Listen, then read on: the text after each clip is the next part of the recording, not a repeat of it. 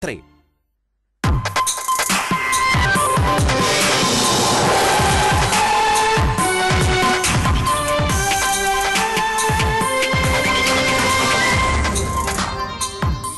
Oggi solo silenzio sono le parole del sindaco Brugnalo dopo la morte del bimbo di 4 anni annegato nel canale che taglia l'Osellino, sconvolta la comunità.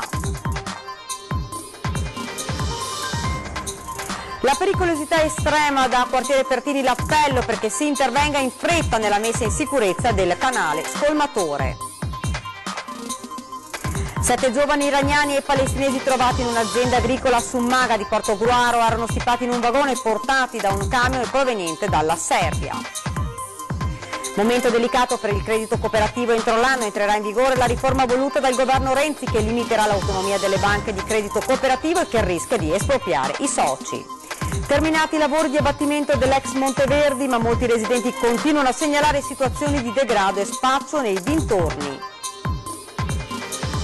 Da oggi a Venezia un nuovo centro medico a disposizione del centro storico della terraferma e il nuovo poliambulatorio realizzato in tempo record. Terza giornata di campionato per l'Umana Reie che domenica giocherà contro Pesaro. De Raffaele, dovremmo avere l'atteggiamento giusto dall'inizio. Buonasera, ben ritrovati dalla redazione di Venezia. Lo avete dunque sentito dai titoli in primo piano, la tragica fine del bimbo di 4 anni. Oggi solo silenzio, niente polemiche, sono le parole del sindaco Brugnaro dopo la morte del piccolo annegato nel canale che taglia l'Osellino, sconvolta la comunità. Sentiamo. Tutti quanti esterrefatti perché insomma si sta male a sentire una cosa. Da quando abito io qua in 32 anni, un coso così no, mai successo. Una persona che andava a funghi, un altro per prendere il cane, ma un bambino piccolo così scappato dalla comunità e appunto no, è la prima volta. Non ci sono parole per descrivere come ci si sente all'indomani della tragedia che ha sconvolto un'intera comunità. Non si riesce a credere che un bimbo di 4 anni abbia perso la vita annegando nel canale scolmatore che taglia il bosco dell'Osellino a Mestre. Siamo sconvolti perché l'esito tragico è quanto di più duro poteva capitare in una comunità che da sempre, per così dire, ha aperto gli spazi di casa, usiamo questo termine, ecco, a questa realtà molto particolare. Di fronte a tanto dolore, l'unica cosa che si può fare oggi è rimanere in silenzio, commenta il primo cittadino. Possiamo soltanto in questo momento qua inginocchiarci al Signore e dire che gli dia tutto quello che non è riuscito ad avere in questa vita. Un bambino di 4 anni, non ci sono parole, è scappato, sai, sono situazioni momentanee, può capitare. Succede qualche volta che i genitori si dimenticano i macchine dei bambini, è successo, sono cose drammatiche, però insomma non mi sento di dire altro per l'episodio, non lo conosco, però insomma un bambino che vaga a 4 anni così e poi finisce in questo modo, profondo dolore. La cosa triste è che è morto un bambino di 4 anni, insomma io mi concentrerei su questo e mi farei qualche interrogativo su come riusciamo a essere ancora più vicini a questi bambini. Ma per Don Bonazza, che in mattinata durante una messa ha raccolto i bambini per spiegare loro cos'era accaduto, da domani bisogna intervenire per evitare che succedano altre tragedie come questa. Dobbiamo aspettare altri morti per creare una situazione di sicurezza. Tra l'altro in quel tratto questo canale costeggia diciamo, l'intero quartiere da un lato, quindi è molto vicino alla zona abitata. E quindi il rischio è ancora più alto. Io penso che invece di fare grandi piani anche su altri canali che vanno verso la laguna, penso che qui al canale del Salso, c'è tutti piani molto belli, ecco, sulla carta, grandi investimenti, vorrebbe fare lavori che sono forse meno, diciamo, eclatanti mediaticamente, ma che sono essenziali per la sicurezza di tutti, dal bambino all'anziano, tant'è che dentro a quel canale lì sono già morti bambini, giovani e anziani, ne contiamo 4 con quest'ultimo bambino. Ore di angoscia, quelle vissute ieri sera nel quartiere Pertini, vediamo.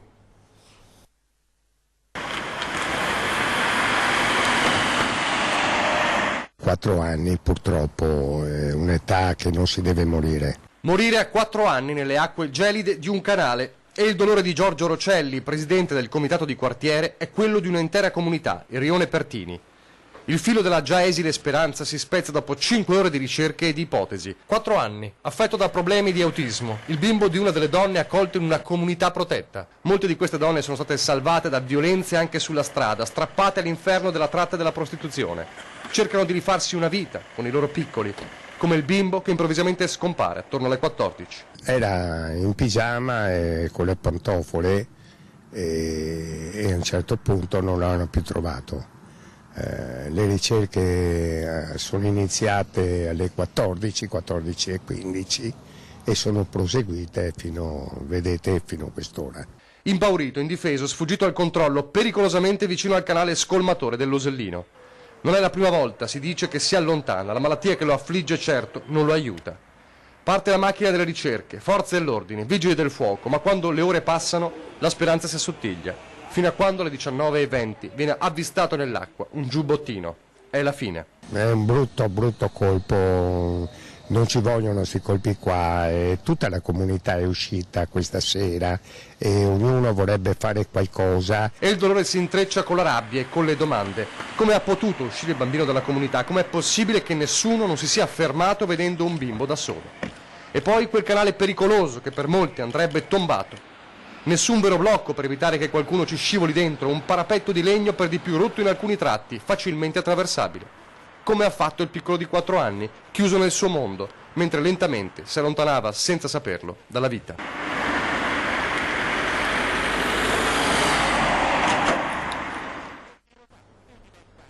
E proprio dal quartiere Pertini arriva un appello perché si intervenga nella messa in sicurezza. La pericolosità è estrema, dice il presidente del comitato cittadino. Io ho visto lacrime nei nostri amici del quartiere.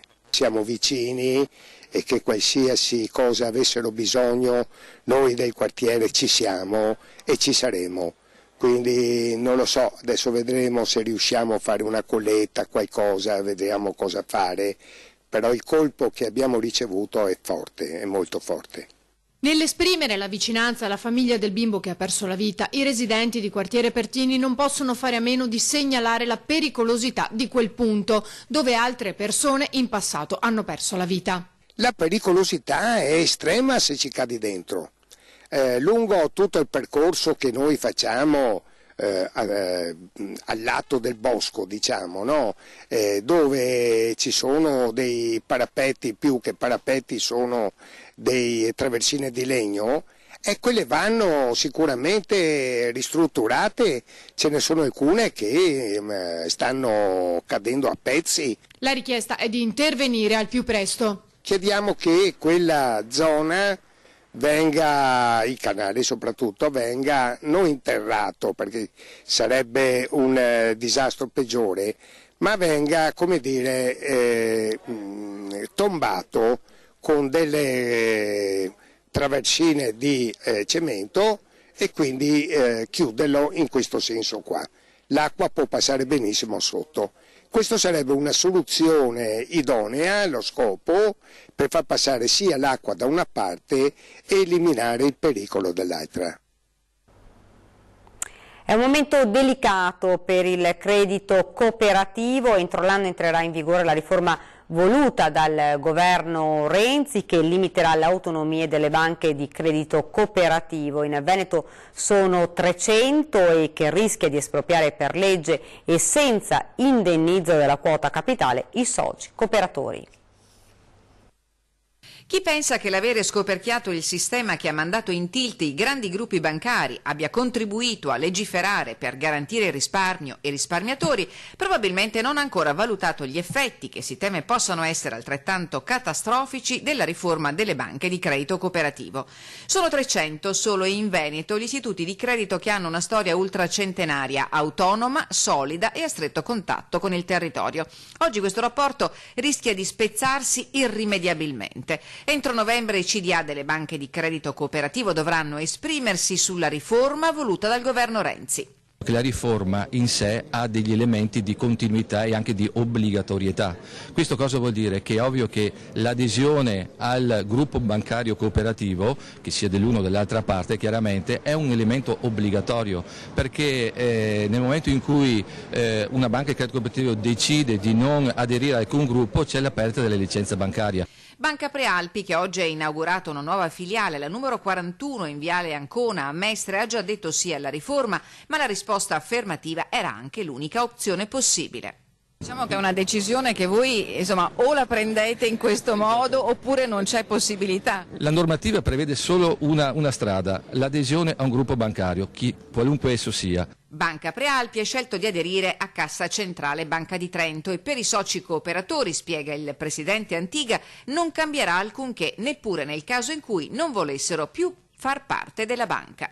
Nel momento in cui però dovesse scegliere questa strada ci sono delle procedure per cui le quote che questo ha acquistato possono essere anche liberate. Io credo che avremo modo nei prossimi giorni anche di poter spiegare in maniera molto più serena quello che è un processo che adesso forse è troppo accelerato, questo posso condividerlo, ma che in realtà dentro ha in sé dei semi che possono portare veramente a un migliore efficientamento del credito cooperativo.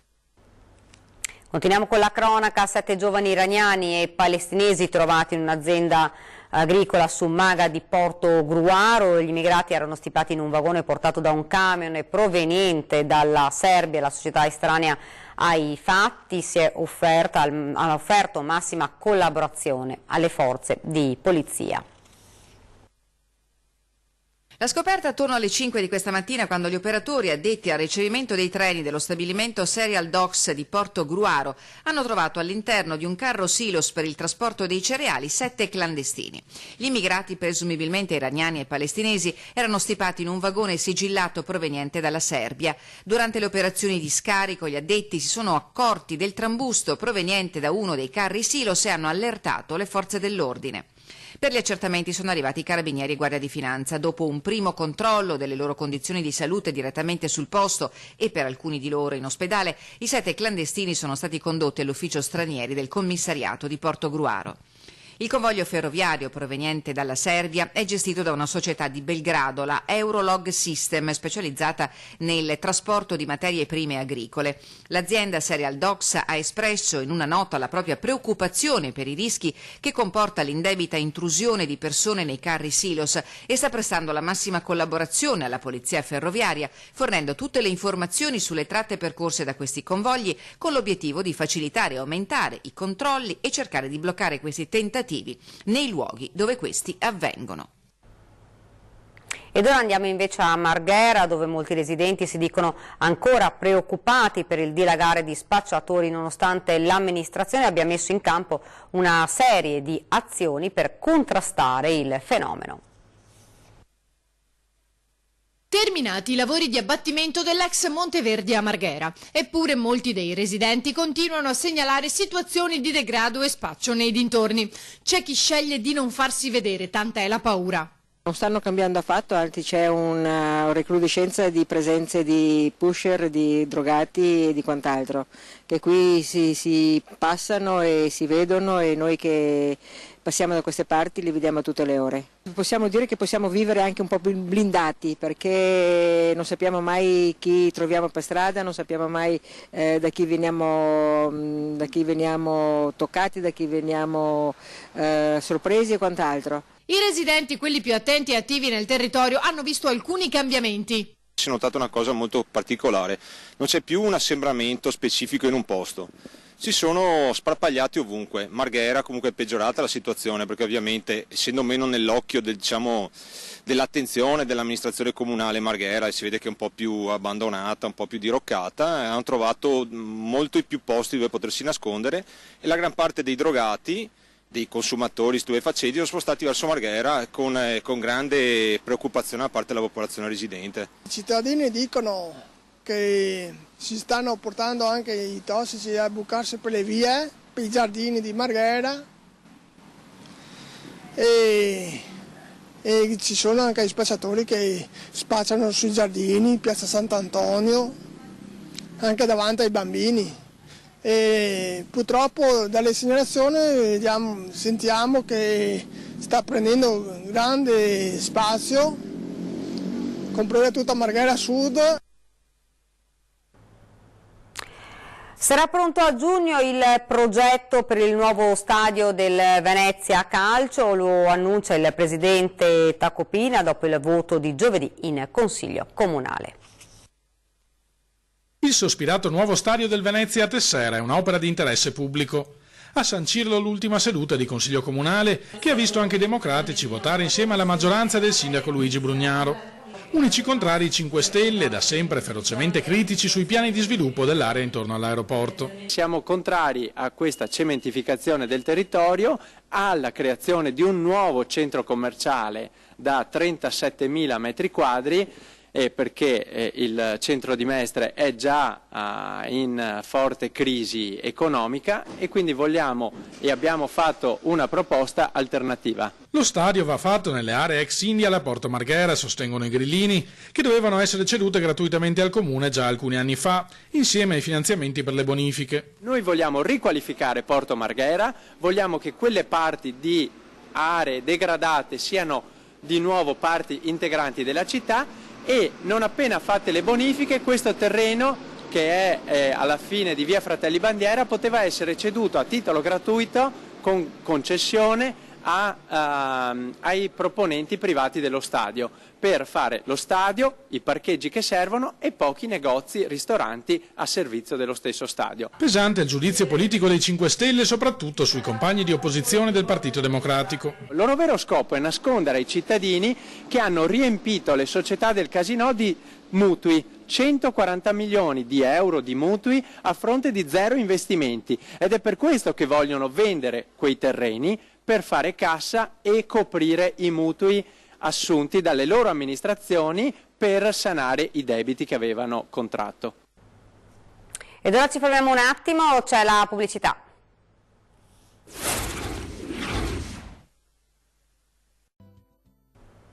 Rieccoci nuovamente in studio con l'edizione veneziana dei nostri telegiornali. Si sono conclusi i lavori di ristrutturazione della palazzina Ligabue a Venezia. Da oggi nuovo centro medico a disposizione del centro storico e della terraferma. Il taglio del nastro questa mattina alla presenza delle massime autorità cittadine. Sarà operativo entro i primi giorni di novembre il nuovissimo poliambulatorio realizzato a tempo di record ai piedi del Ponte della Libertà nell'area portuale di Venezia dalla ristrutturazione del fabbricato 214 noto come Palazzina Ligabue. Una decina di ambulatori con ambienti dedicati all'oculistica, ostetricia e ginecologia, cardiologia e medicina dello sport e del lavoro, oltre a un centro analisi. Parole d'ordine, accoglienza e assistenza. L'attenzione al paziente è la cosa prioritaria, la qualità in sanità è il marchio di una struttura.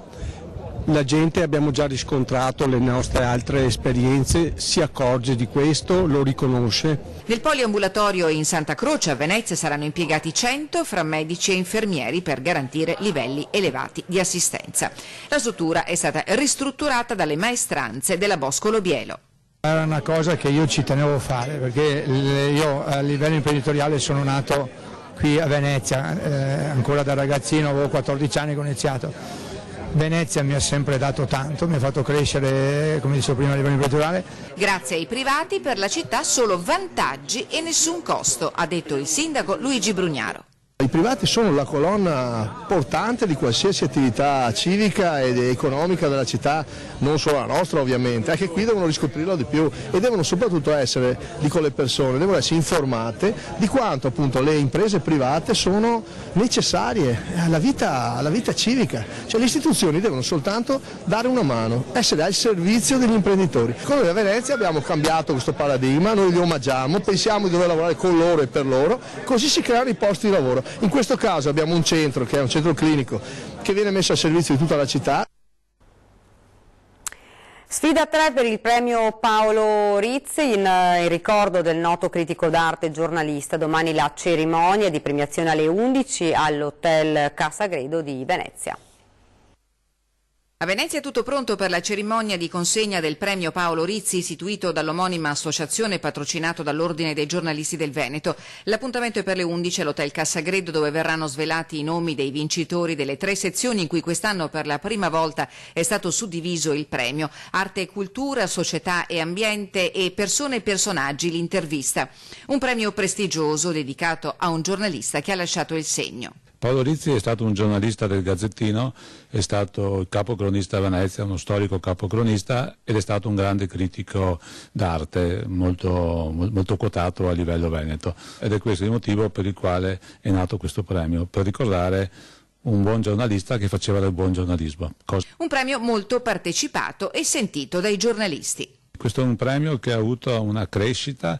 Quest'anno abbiamo raggiunto i circa 60 partecipanti, che per un premio giornalistico è sicuramente un buon numero, e soprattutto, oltre alla quantità, anche la qualità è stata elevata. La giuria di giornalisti, presieduta da Vittorio Pierobone, è composta da colleghi in rappresentanza dei quotidiani Il Piccolo di Trieste, il Giornale di Vicenza, il Gazzettino, il Corriere del Veneto, da un rappresentante dell'Ordine dei giornalisti del Veneto e dal curatore Damiano Rizzi. Nella scelta è stata affiancata da 7 grandi lettori rappresentanti della società civile. Confermata la consegna del premio Paolo Rizzi alla carriera, che quest'anno sarà assegnato a Ezio Mauro. Siamo allo sport, bisognerà avere il giusto approccio dall'inizio. l'Umana Reyer si prepara ad affrontare Pesaro. L'Umana Reyer affronta la terza giornata di campionato domenica sul parquet del Palasport a Liercio contro Pesaro. È una squadra che direi abbastanza, se non completamente rinnovata rispetto allo scorso anno. Hanno trattenuto soltanto Ancelotti e Monaldi. Una squadra che soprattutto basa la sua pericolosità sul quintetto americano, con davanti a tutti direi i 3 giocatori esterni più il numero 4 che è McCrea, ma Artis, Murray e Blackmon sono certamente giocatori di prospettiva. Una squadra che naturalmente lotta per salvarsi, che verrà qui da noi come è giusto che sia, senza niente da perdere, e quindi con quella libertà mentale di chi gioca una partita con la testa libera. Si inizia alle 19 per coach De Raffaele. La chiave giusta per la vittoria sarà proprio l'atteggiamento con cui gli orogranata approcceranno alla partita. Noi dovremmo essere bravi, secondo me, ad approcciare la partita in maniera intensa, a giocare cercando di fare una partita lunga in senso di intensità per 40 minuti, con l'obiettivo poi naturalmente di cercare di mantenere questa intensità difensiva, anche perché abbiamo di fronte una squadra che nell'ultima partita ha tirato giù 39 rimbalzi, di cui 12 offensivi, quindi una squadra che dal punto di vista fisico-atletico è molto presente. Però ecco, mi aspetto magari una partita un po' tattica da parte di Pesaro, però sono quelle partite, noi abbiamo esperienza di partite che se le affronti non con l'atteggiamento giusto poi diventano molto pericolose, per il motivo che ho detto precedentemente, ovvero che Pesaro giocherà giustamente con la testa molto libera. Ed è davvero tutto da Venezia, io vi lascio alle previsioni del tempo. Grazie davvero per averci seguito, buona serata.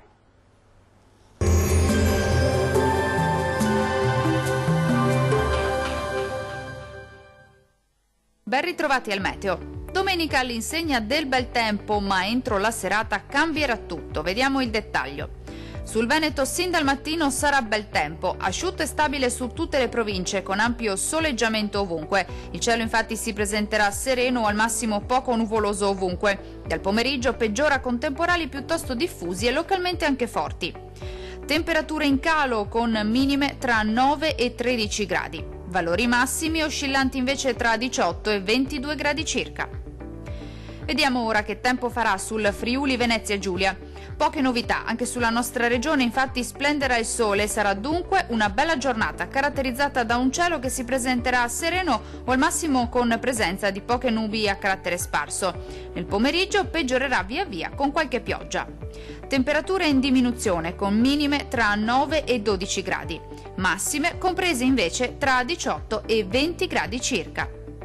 Vediamo infine la situazione meteorologica del Trentino Alto Adige.